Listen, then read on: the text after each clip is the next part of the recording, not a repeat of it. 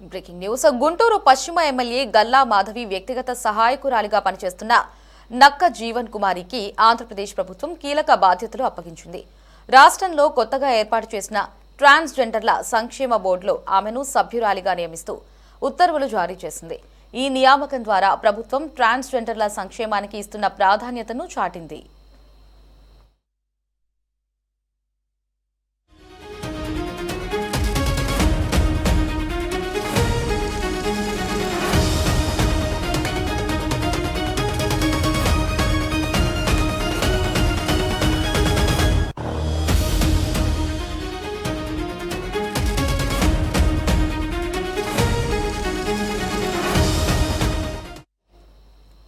AP ప్రభుత్వం ఇటీవల ట్రాన్స్జెండర్ల సంక్షేమం కోసం 5 సభ్యులతో ఈ బోర్డును ఏర్పాటు చేసింది. ఇందులో విశాఖపట్నం, తిరుపతి జిల్లాల కలెక్టర్లను వరుసగా ఆంధ్ర, రాయలసీమ ప్రాంతాల ప్రతినిధులుగా నియమించారు. ఇక ట్రాన్స్జెండర్ల తరపున ప్రతినిధులుగా గుంటూరుకు చెందిన నక్క జీవన్ కుమారితో పాటు తూర్పుగోదావరి జిల్లా ఉండ్రాజవరం మండలం తాడిపర్రుకు చెందిన కోటా ప్రేమ్ సాగర్ రాయ్, ప్రకాశం జిల్లా ఒంగోలుకు చెందిన బోను దుర్గలకు చోటు కల్పించారు. ఈ బోర్డు 2 ఏళ్ల పాటు లేదా తదుపరి ఆదేశాలు జారీ చేసే వరకు విధుల్లో ఉంటుంది.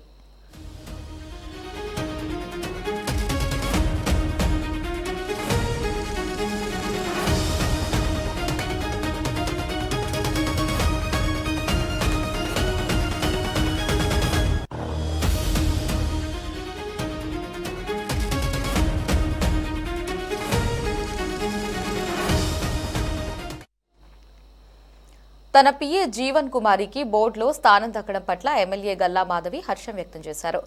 ఇది గుంటూరు జిల్లాకు దక్కిన గౌరవంగా భావిస్తున్నట్లు తెలిపారు. జీవన్ కుమారికి ఉన్న సేవా దృక్పథం, సామాజిక చైతన్యం, ట్రాన్స్జెండర్ల సమస్యలపై ఉన్న అవగాహన వల్లే ఈ పదవి వరించిందని ఆమె ప్రశంసించారు.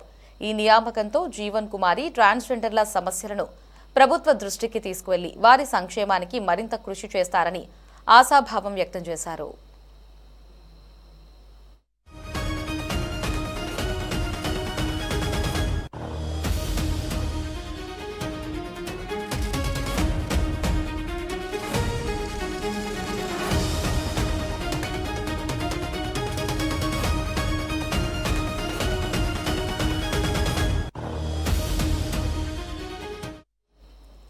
సీఎం చంద్రబాబు నాయకత్వంలో సమాజంలోని అందరికీ సమాన అవకాశాలు కల్పించాలనే లక్ష్యంతో ప్రభుత్వం పనిచేస్తోందని గల్లా మాధవి అన్నారు. ట్రాన్స్జెండర్ల పట్ల వివక్షను రూపుమాపి వారికి గౌరవప్రదమైన స్థానం కల్పించేందుకు ఈ బోర్డు ఏర్పాటు ఒక మైలురాయిగా నిలుస్తుందని పేర్కొన్నారు.